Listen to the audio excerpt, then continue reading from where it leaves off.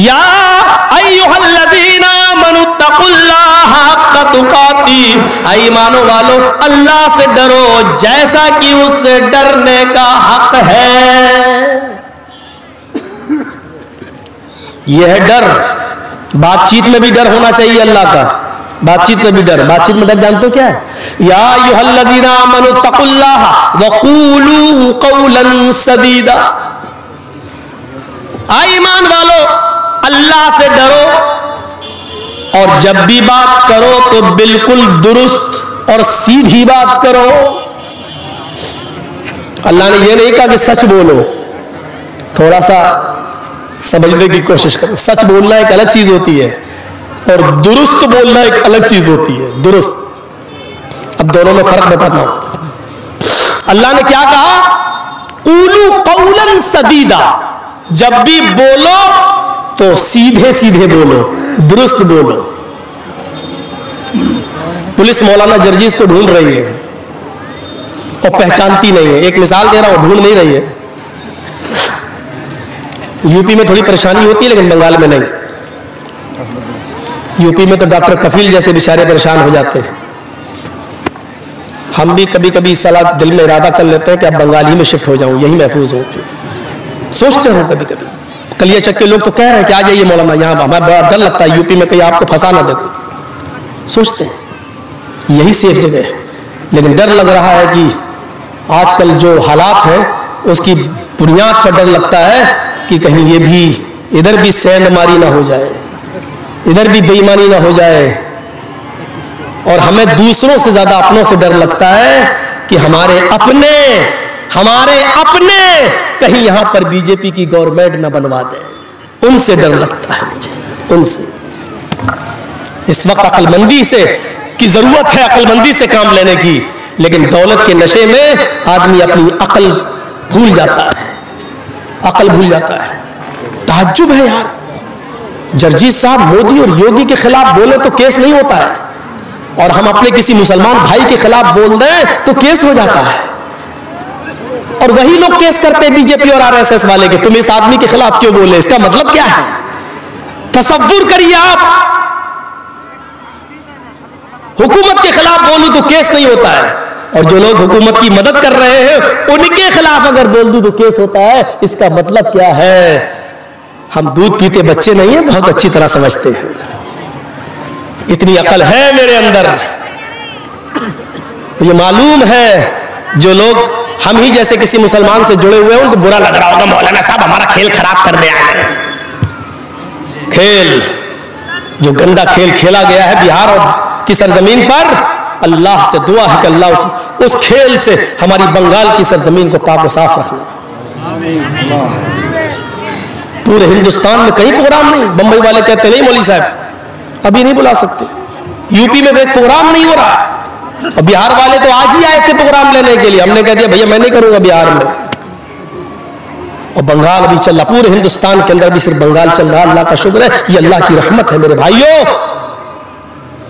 आप खुशनसीब हैं, खुशनसीब। हम लोगों से पूछिए कि डर लगता है रात में सो रहे हैं घर पर कि कोई फर्जी मुकदमा लेकर पुलिस ना आ जाओ, ठोक ना दे जेल के अंदर जाओ। और एक बार जब कर दिया तो इतने केस लाद देती है कि आप जिंदगी भर जमानत नहीं करा पाएंगे, मरते रहो सड़ते रहो। ये निकले तो दूसरा निकले तो तीसरा।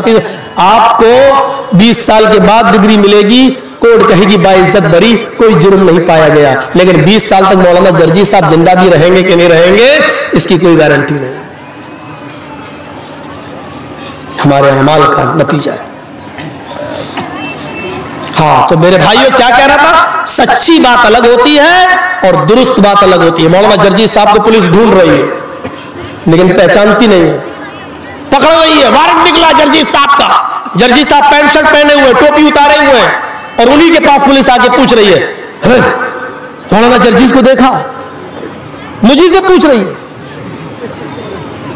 और मैं बहुत सच्चा इंसान, मैं चाहता हूं कि झूठ भी ना बोलूं और नाम भी ना बताऊं। अब ऐसा कौन सा रास्ता इस्तेमाल करूं तो मौलाना जर्जीस ने 2 कदम पीछे हट गए। पुलिस वाले से पूछा जी क्या कह रहे हो, 2 कदम हट गए हो, پھر پولیس والے سے پوچھا جی کس کو پوچھ رہے ہیں؟ مولانا جرجیز کو دیکھا، ابھی تو یہی تھے. 2 قدم ہم ہٹ گئے اور پھر ہاں کیا پوچھا آپ نے؟ کہ مولانا جرجیز کو دیکھا، ابھی تو یہی تھے. اب وہ کیا سمجھا؟ ارے ابھی تھے، بچ گئے. جھوٹ نہیں ہے، حقیقت دیکھا جائے دماغ سے سوچو تو یہ جھوٹ نہیں ہے، لیکن قرآن و حدیث کی روشنی میں دیکھا جائے تو یہ جھوٹ ہے. یہ جھوٹ ہے کیونکہ اس نے مولانا جرجیز کو پوچھا اور آپ جانتے ہیں کہ وہ کیا پوچھ رہا ہے اور کس کو پوچھ رہا ہے. آپ کا جواب سیدھے سیدھے یہ ہونا چاہیے تھا کہ ہاں میں ہی ہوں. آپ نے کہا ابھی تو یہاں تھے. آپ نے اس کی بات کا سیدھے سیدھے جواب نہیں دیا، گھما کے جواب دیا. اللہ تعالیٰ کیا کہتا ہے کہ جب بھی بولو تو سیدھے سیدھے بولو، درست بولو. یہاں یہ نہیں کہا جا رہا کہ سچ بولو. مولانا جرجیز صاحب کوئی بزنس کرتے ہیں، مال لاتے ہیں، مالدہ بیچتے ہیں، کلیا چک بیچتے ہیں. اب ہمارے اٹاوا میں کوئی آدمی مجھ سے کہتا کہ صاحب مال لے کے، ارے کل کہاں تھے؟ میں نہیں بتانا چاہتا کہ کلیا چک تھا، میں نہیں بتانا چاہ رہا ہوں کہ میں مالدہ تھا. اب وہ پوچھ رہا کہ بتاؤ کل کہاں تھے؟ 12 بجے آپ کہاں تھے؟ میں جھوٹ بھی نہیں بولنا چاہتا ہوں. میں نے اس کو کہہ دیا زمین کے اوپر تھا، آسمان کے نیچے تھا. حقیقت میں دماغ لگا کے دیکھا جائے تو یہ جھوٹ نہیں ہے. ارے میں تھا تو زمین کے اوپر ہی تھا اور آسمان کے نیچے ہی تھا. لیکن سچائی یہ ہے کہ یہ جھوٹ ہے، کیونکہ یہ تو وہ بھی جانتا ہے کہ آپ زمین کے اوپر تھے اور آسمان کے نیچے تھے. وہ یہ نہیں جاننا چاہتا ہے کہ آپ کس زمین کے، اور یہ جاننا چاہتا ہے کہ آپ دن کے 12 بجے کون سے شہر میں، کون سے مارکیٹ میں، کون سے بازار میں تھے.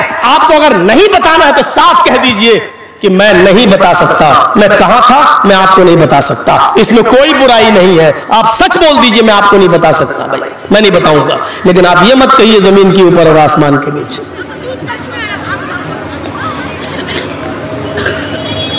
اس طریقے سے بہت سے لوگوں نے بہت سے مسئلے حل کر دیے، بہت سے بڑے بڑے مسئلے حل ہو گئے. قرآن کہتا ہے یا ایھا الذین آمنوا اتقوا اللہ حق تقاتہ ولا تموتن، یا ایھا الذین آمنوا اتقوا اللہ وقولوا قولا سدیدا. اے اہل ایمان اللہ سے ڈرو اور جب بھی بات کرو تو درست بات کرو، سیدھی بات کرو. قولا سدیدا، سدید تسدید السہم. کبھی آپ نے تیر کو دیکھا؟ تیر اس کو عربی میں کیا کہتے ہیں؟ سہم. کمان میں لگایا، اب اس راٹ میں ہمیں مارنا ہے. یہ ٹیوب لائٹ جو جل رہی ہے، کمان سے تیر کو ہم نے چھوڑا تو تیر بالکل سیدھے جائے گا، سیدھے، ادھر ادھر نہیں ہوئے گا، سیدھے جائے گا اور ٹیوب لائٹ سے ٹکرائے گا، ٹیوب لائٹ پھوٹ جائے گی. تو جیسے کمان سے تیر نکلتا ہے وہ بالکل سیدھے نشانے پر جاتا ہے، ایسے ہی تمہارے منہ سے جو بات نکلے وہ سیدھے کہنے والے کی مرضی کے مطابق ہو، اس کے پوچھنے کے موافق ہو، دائیں بائیں نہیں. یہ ہے تقویٰ، یہ ہے پرہیزگاری. سیدھے سیدھے بولیے، گھما پھرا کے نہیں، گھما پھرا کے نہیں. جیسے شیخ عبد القادر جیلانی بغدادی رحمت اللہ علیہ جب 12 سال کی عمر میں تھے اور قافلے کے ساتھ سفر کر رہے تھے، چوروں نے قافلے کو لوٹا تو ان سے پوچھا 12 سال کے بچے سے، عبد القادر جیلانی سے، تیرے پاس بھی کچھ ہے؟ اس نے کہا ہاں ہے. کیا ہے؟ سیدھے سیدھے جواب، 40 اشرفیاں ہیں. کہاں ہے؟ میرے کرتے کے استر میں، یہاں میری ماں نے سل دی ہے. پھاڑ کے دیکھا تو 40 اشرفی. بیٹا تم نے سیدھے سیدھے بتا دیا، صاف صاف بتا دیا، تمہارے اوپر تو مجھے شک بھی نہیں ہو سکتا تھا، تم نے صاف صاف کیوں بتا دیا؟ اس بچے نے کیا کہا؟ چلتے وقت میری ماں نے مجھے نصیحت کی تھی کہ بیٹا حالات چاہے کتنے خراب ہو لیکن کبھی جھوٹ مت بولنا.